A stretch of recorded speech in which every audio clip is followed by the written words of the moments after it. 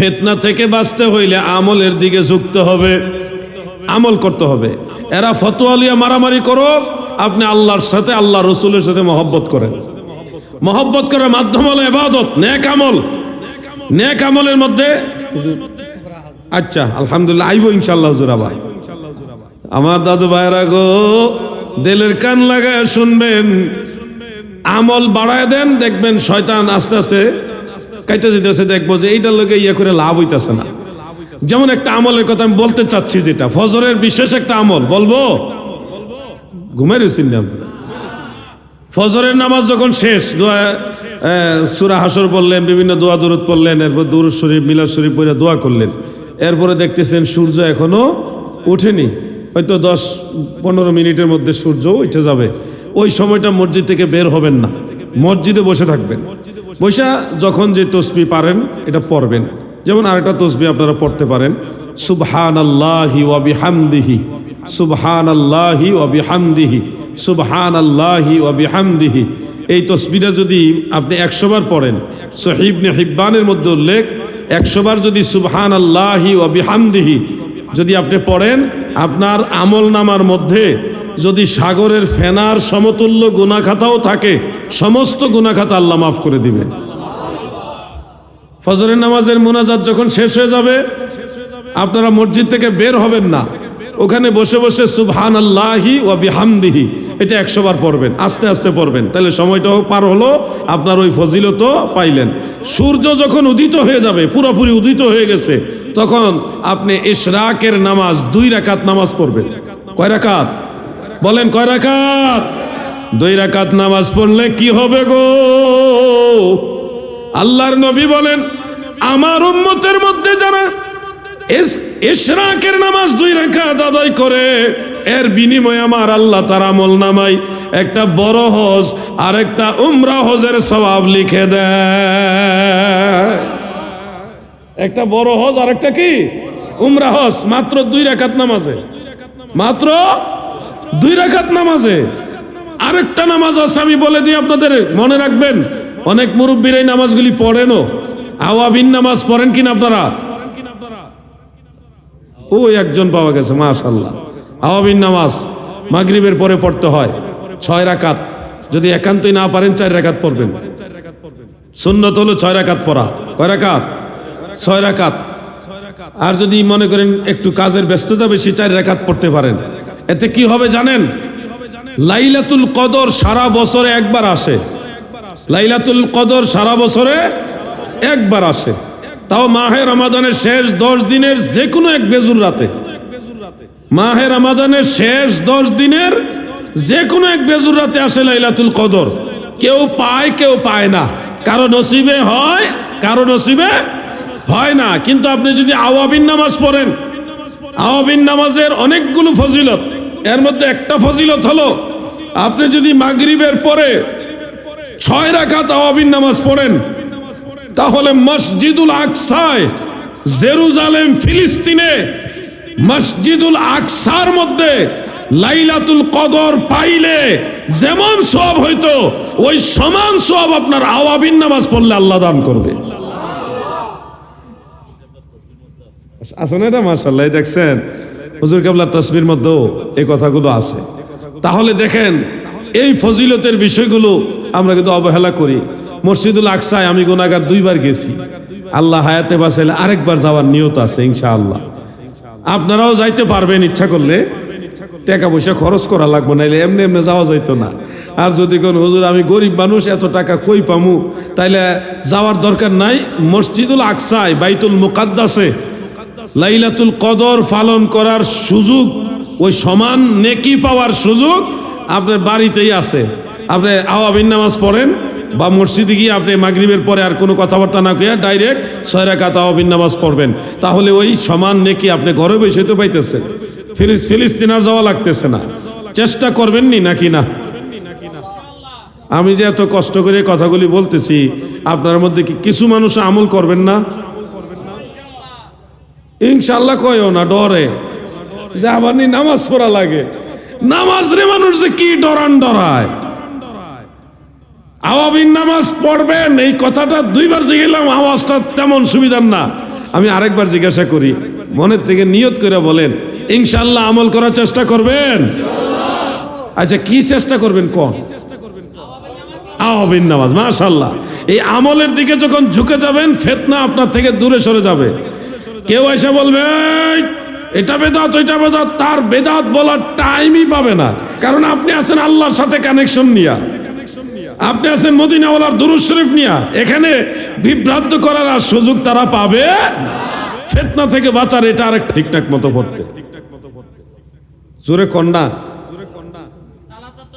এই তো মাশাআল্লাহ, বাপের বেটা একটাই ঠিক, এইটারে সাহস আছে মাশাআল্লাহ। সালাতুত তাসবিহ এর নামাজ, এই 4 রাকাত নামাজ পড়তে মোটামুটি ধীরে সুস্থে পড়লে 1 ঘন্টার কাছাকাছি লাগে। পড়ছেন নি নামাজ? না পড়ানি? মাশাআল্লাহ। কোন হুজুরে পড়ায়? আপনি পড়েননি? মাশাআল্লাহ, আল্লাহ আপনার হায়াত দারাজ করুক। হুজুর, আমি খুশি হইলাম, আপনার জন্য মন থেকে দোয়া করলাম। মানুষদেরকে এই নামাজগুলি শিক্ষা দেন। দয়াল নবী রাসূল আকরাম সাল্লাল্লাহু আলাইহি ওয়াসাল্লাম স্বীয় চাচা হযরত আব্বাস রাদিয়াল্লাহু আনহুকে এই নামাজ শিখাইছেন এবং বলছেন, হে আমার চাচা, এই নামাজ আপনি প্রতিদিন পড়বেন। যদি তাও না পারেন সপ্তাহে একবার পড়বেন, না হয় মাসে একবার পড়বেন, অন্যথায় 6 মাসে একবার পড়বেন, না হয় বছরে একবার পড়বেন। ও চাচা, যদি বছরে একবার না পারেন, জীবনে একবার হইলেও পড়বেন। কি লাভ হবে? যদি বালুর স্তূপ পরিমাণ গুনাহ থাকে আপনার আমল নামায়, অথবা সাগরের ফেনার সম পরিমাণ গুনাহ থাকে, সালাতুত তাসবিহ নামার পরে সব গুনাহ আল্লাহ মাফ করে একবারে ক্লিন করে দিবে। এই নামাজগুলো সম্পর্কে আমরা বেখবর হয়ে গেছি। মা বোনদেরকে শিক্ষা দিবেন, আমলের দিকে চলে আসেন, ফিতনা কমে যাবে। আমল বাড়ায় দেন, ফিতনা কমে যাবে। দাদু আমার, অবহেলা করবেন না, সময় কিন্তু চলে যাচ্ছে। আলাউদ্দিন জাহাদি কিন্তু আজ থেকে 10, 15, 20 বছর আগে এরকম ছিল না, আরো হেংলা পাতলা ছিল।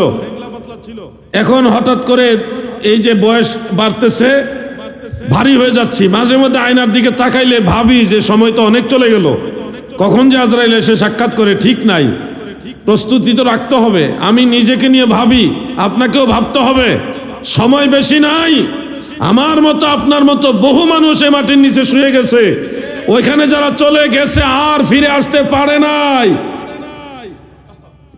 আপনারাও চাইলে ফিরিয়ে আনতে পারবেন না। সারসিনা দরবার শরীফ একটা গজল গায়, আমার খুব ভালো লাগে এই গজলটা। কত নবী ওলি ছিল ধরার মাঝে, সবাই আপন নিড়ে চলে গেছে। আমিও তো পাবো না ছাড়া, পৌঁছে যাব জীবনের মোহনায়। বিদায় বেলায়, বিদায় বেলায় মোরে দিও গো দেখা, হে প্রিয় রাসূল। বলুন, বিদায় বেলায় মোরে, হে প্রিয় রাসূল। তব দিদারে হব ধন্য তখন আমি, শূন্য দেহ যখন লোটাবে ধোলাই। বিদায় বেলায়, বিদায় বেলায় মোরে দিও গো দেখা, হে প্রিয় রাসূল। বলুন না, বিদায় মোরে দিও গো, হে প্রিয় রাসূল। গজলটার মধ্যে মহব্বত আছে, প্রেম আছে, নবীজির প্রতি মহব্বত আছে। ভাই আমার, আপনাদের ভাবতে হবে এগুলো, এই কথাগুলো আপনাদের ভাবতে হবে। গজল গজলের মধ্যে ছেড়ে দিলে হবে না। আমি ওয়াজ করে চলে যাচ্ছি, ওয়াজ এইখানে ঢুকায় ওইদিকে বের করলে হবে না। আপনাদের ভাবতে হবে এই কথাগুলো, না ভাবলে বিপদে পড়ে যাবেন। মুরব্বী বাবারা, যুবক ভাইরা, আরেকটা আমল করবেন। ফিতনা থেকে দূরে সরতে হলে আমল বাড়াইতে হবে, আমল বাড়াইতে হবে। সেই লক্ষ্যে আপনাদেরকে একটা উৎসাহ দিয়ে যাই। আসরের নামাজ সর্বমোট কত রাকাত? জোরে বলেন। 8 রাকাত। 4 রাকাত সুন্নাত, 4 রাকাত ফরজ, এই টোটাল হলো 8 রাকাত। কিন্তু আমরা লক্ষ্য করি অনেকেই এই আসরের নামাজের 4 রাকাত সুন্নত নামাজ অবহেলা করে পড়ে না। বিভিন্ন কারণে সিগারেট বিড়ি টানতেছে, সময় খেয়াল নাই, বা চা খাইতেছে দোকানে, এনে ধোয়া উঠে সিগারেট খায়নি, ও না চা খাইতেছে।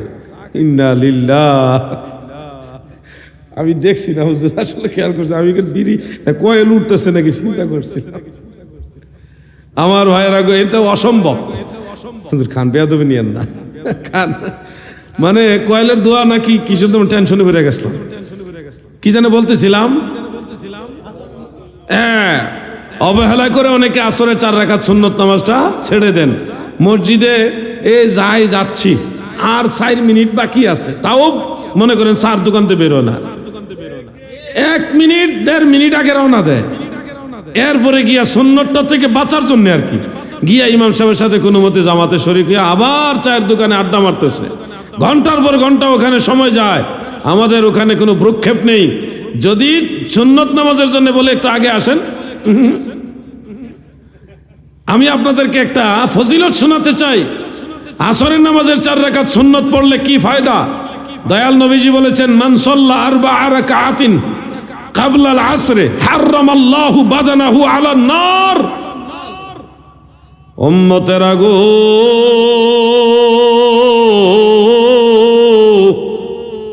তোমরা যারা আসরের ফরজের পূর্বে 4 রাকাত সুন্নত নামাজ আদায় করবা, হারামাল্লাহু বাদানাহু আলান নার, ওই সুন্নত আদায় করনেওয়ালার দেহ জাহান্নামের আগুনের জন্য আমার আল্লাহ হারাম করে দিবে। চিন্তা করছেন কত দামি আমল এটা, কত মূল্যবান আমল। নিয়মিত আপনি যদি সুন্নতটা আদায় করেন, এই সুন্নতের কারণেই জাহান্নামের আগুন আপনার জন্য হারাম হয়ে যাবে। বলেন, এই সুন্নতটা আদায় করার চেষ্টা করবেন কিনা বলেন? যুবক ভাইরা আমাকে আশ্বস্ত করেন ইনশাল্লাহ। কি ইনশাল্লাহ কোন উপলক্ষে বলছেন?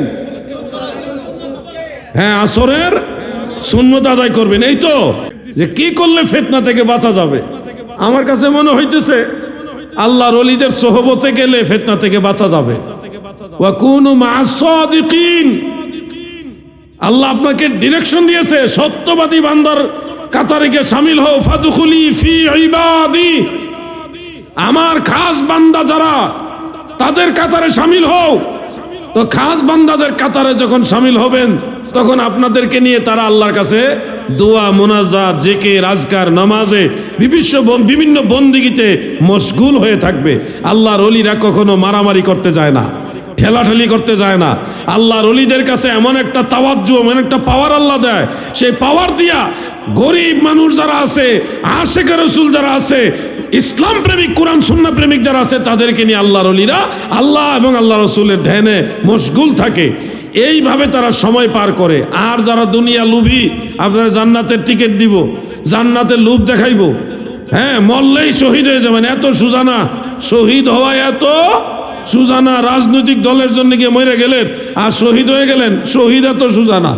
গাড়িটার সাইড দিয়ে দেন ভাইজান, একটু সাইড দিয়ে দেন। আর ড্রাইভার সাহেব আপনি একটু আস্তে আস্তে যান, হঠাৎ করে কেউ যেন ব্যথা না পায়। আল্লাহুম্মা সাল্লি মাওলানা মুহাম্মদ ওয়া আলা,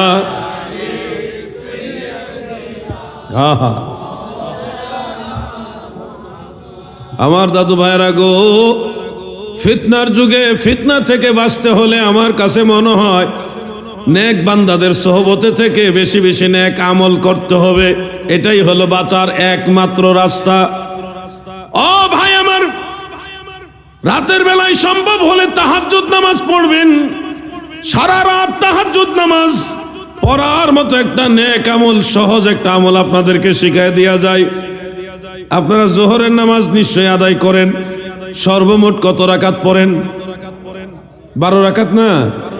আর তারগীব ও তারহিবের মধ্যে উল্লেখ, মান হাফিজা 4 রাকাত ক্বাবলা যোহর ওয়া বা'দাহা। আমার দয়াল নবীজি বলেন, জোহরের আগে যারা 4 রাকাত পড়ে সুন্নত, আর জোহরের পরে 4 রাকাত, মানে 2 রাকাত সুন্নত, 2 রাকাত নফল, এই টোটাল 12 রাকাত যারা পড়বে, দয়াল নবী বলেন সারা রাত দাঁড়ায় তাহাজ্জুদ নামাজ পড়ার সমান সওয়াব আমল নামায় আল্লাহ লিখে দিবে। আরেকটা হাদিস আছে, ফুতিহাত লাহু আবওয়াবুর রাহমা, রহমতের সব দরজা আল্লাহ আপনার জন্য খুলে দিবে। সুবহানাল্লাহ বলেন। রহমত লইবারে মাওলা তব ধারে এসেছি, দয়া করে দাও গো রহমত, দয়া করে দাও গো রহমত, দিলের ঝোলা পেতেছি, রহমত লইবারে মাওলা তব ধারে এসেছি। সাহাবায়ে কেরাম আমার নবীকে এতই ভালোবাসতেন যে একদিন দুই দিন না খাইয়া মসজিদে নববী শরীফের বারান্দায় থাকতেন, নবীজির সাথে প্রথম কাতারে দাঁড়ায় নামাজ পড়তেন। একবার এক ঘটনা ঘটলো, হযরত আবু হুরায়রা, হযরত ইবনে আব্বাস, এরকম অনেক সাহাবী, ওনারা না খাইতে না খাইতে শরীর একেবারে দুর্বল হয়ে গেছে, পেটের ক্ষুধা আর সহ্য করতে পারতেছে না। বুখারী শরীফের মধ্যে উল্লেখ, ওই সাহাবারা দল বেঁধে একজন মহিলা সাহাবীর বাড়ির ঘরের দুয়ারে গিয়ে দাঁড়ায় সালাম দিল। ওই মহিলা সাহাবিয়া তিনি একটু অর্থশীল মানুষ, টাকাওয়ালা। সালাম দিয়ে বললেন, আপনার কাছে কি কোনো খাবার আছে? একজন মুমিন ভাই আরেকজন মুমিনা বোনের কাছে গিয়ে খাবার চাইতেছে, কতটা ক্ষুধা লাগছে। একজন ভাই একজন বোনের বাড়িতে খাবার খাইতে যায় কখন? কথা বুঝতেছেন আপনারা? ভাই পেটের ক্ষুধা সহ্য করতে না পারে, সহ্য করতে না পেরে বোনের বাড়িতে গিয়ে সালাম দিয়ে বলতেছে, আপনার কাছে কি কোনো খাবার আছে? বোন এমন বোন, টাকা পয়সা থাকলেও ওই দিন ওনার ঘরে কোনো খাবার নাই।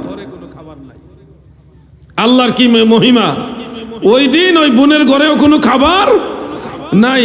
বোন লজ্জিত হয়ে শর্মিন্দা হয়ে বলল, ভাই আমার এই মুহূর্তে আমার কাছে কোনো খাবার নেই। লজ্জিত হয়ে গেলেন। তখন ভাইয়েরা কি করলো? তারা চিন্তা করলো যে আজকেও তো তাইলে খাবার পাবো না, যেহেতু আমার এই বোনের ঘরে খাবার নাই, তাহলে আজকের দিনে আর কোথাও খাবার পাওয়ার সম্ভাবনা নাই। শরীর এতটা দুর্বল, তা সত্ত্বেও ওই সাহাবায়ে কেরাম তখন নিয়ত করলেন, রোজা রাখার নিয়ত, ইন্নী সাইমুন ফি ইয়াউমি হাযা। এইভাবে তিনারা মৌখিক উচ্চারণের মাধ্যমে নিয়ত করে ফেললেন, ওই দিনে রোজা রেখে নামাজ পড়ছে। এইভাবে সাহাবীরা নবীজির সাথে নামাজ পড়েছে, বন্দেগী করেছে, অলসতা দেখায়নি। ভাই মনে রাখবেন, মাদারিজুন নবুওয়াতের মধ্যে পড়েছিলাম, একজন সাহাবী নবীজির কথা শুনে তার এত ভালো লাগে, নবীজির দিকে তাকায় থাকলে তার এত শান্তি লাগে, এই কারণে সে ফজরের নামাজ পড়ে নবীজির কাছে বসে আছে। অন্যান্য সাহাবার আসলে সে একটু দূরে সরে গিয়ে অন্যদেরকে কথা বলার সুযোগ করে দেয়, আবার চলে গেলে আবার নবীজির কাছে এসে বসে থাকে, কোনো কিছু বলে না। এমনিতে নবীজি কথা বলে এটা শুনে আর আল্লাহ রসুলের দিকে তাকায় থাকে, ভালো লাগে। এইভাবে জোহর পর্যন্ত নবীজির দরবারে বসে আছে। জোহরের সময় আবার তিনি আল্লাহর হাবিব রাসূল আকরাম সাল্লাল্লাহু আলাইহি ওয়াসাল্লামের সাথে নামাজ আদায় করলেন। নামাজ আদায় করে আবার দরবারে নববীতে বসে আছেন, যায় না। ওই আসর পর্যন্ত আগের মতো লোকজন আইলে সাইড দিয়ে দেয়, কথা বলার জায়গা করে দেয়, আবার লোকজন চলে গেলে আবার উনি একটু আগায়া আল্লাহ রসুলের কাছে বসে থাকে। দয়াল নবীজি ওইটা কোথাও গেলে নবীজির সাথে হাইটা হাইটা যায়, ঘুরে, মানে ওনার মূল কাজই হলো নবীজির দিকে তাকায় থাকা, আল্লাহর হাবিবের দিকে তাকায় থাকা, এটা হলো ওনার মূল কাজ। আসরের সময় হয়েছে, দয়াল নবীজি নামাজে দাঁড়াইছেন, উনি আল্লাহ রসুলের সাথে নামাজে দাঁড়াইছে। আসরের পরেও তিনি আবার দরবারে নববীতে বসে আছে, যায় না। ওই যে আলহাজ মাওলানা তাজুল ইসলাম চাঁদপুরি সাহেব, তিনি একটা গজল গাইতেন, গজলটা মনে পড়লো, প্রেম যদি শিখবি রে মন, প্রেম যদি করবি রে মন, সব ছেড়ে চল মদিনায়, দয়াল নবী যেই দেশে ঘুমায়, আমার জিন্দা নবী যেই দেশে ঘুমায়। এটা হুজুরের গজল, হুজুর থেকে আমি শিখছি। আরেকবার বলি, প্রেম যদি করবি রে মন, প্রেম যদি শিখবি রে মন, সব ছেড়ে চল মদিনায়, দয়াল নবী যেই দেশে ঘুমায়, আমার জিন্দা নবী যেই দেশে ঘুমায়।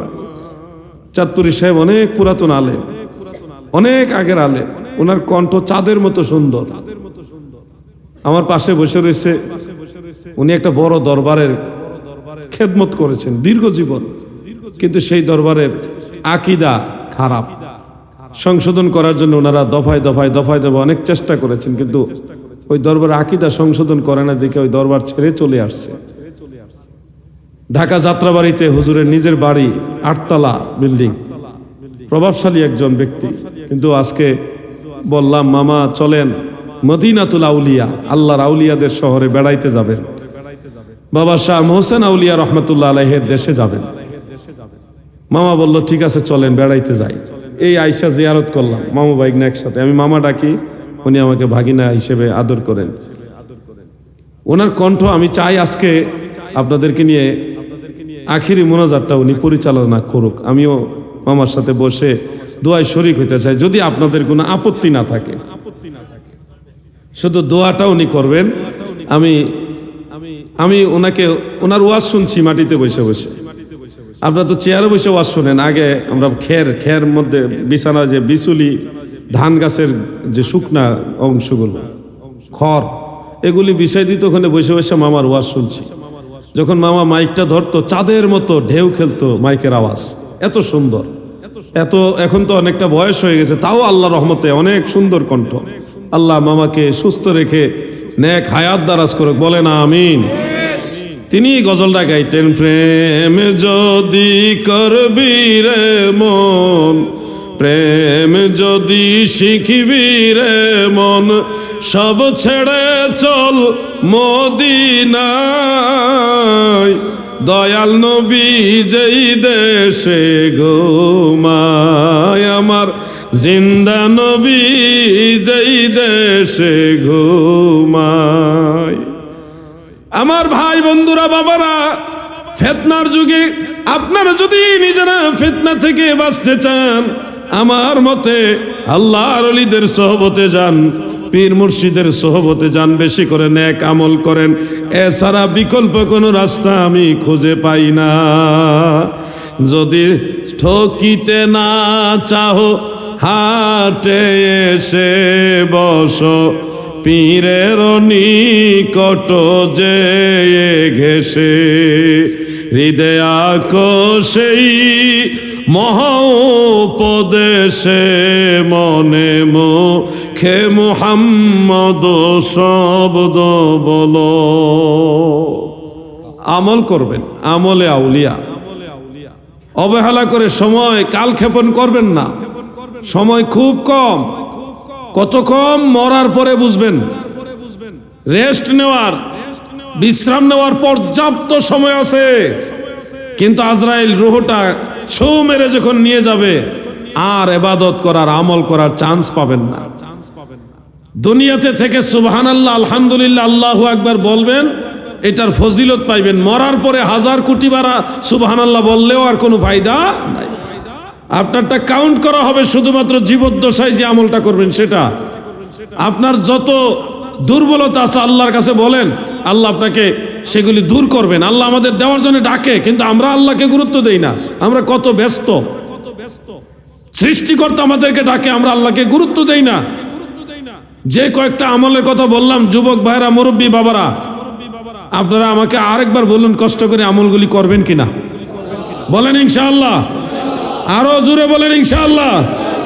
আরেকটা তসবিহ শিখাই, আমি আলোচনাটা শেষের দিকে যাব।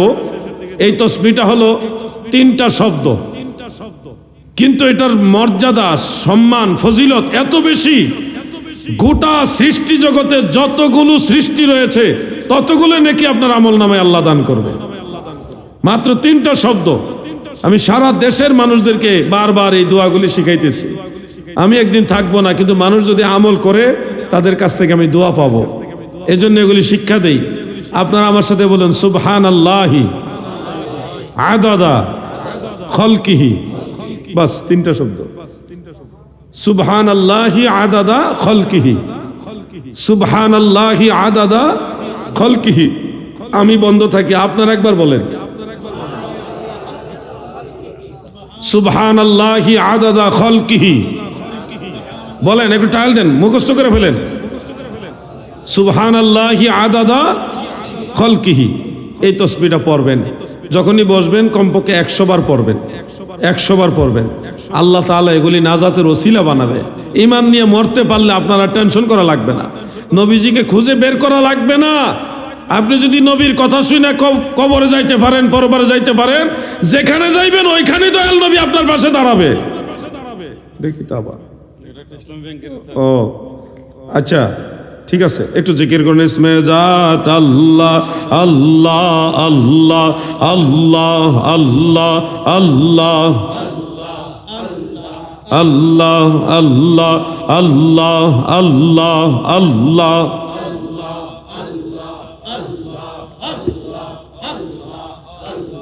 সাদের জীবন বিফলে গো সোনার জীবন বিফলে, ও নবী আপনাই না পাইলে।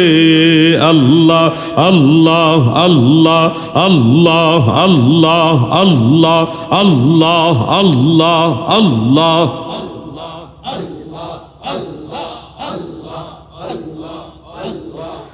লা ইলাহা ইল্লাল্লাহু মুহাম্মাদুর রাসূলুল্লাহ সাল্লাল্লাহু আলাইহি ওয়াসাল্লাম।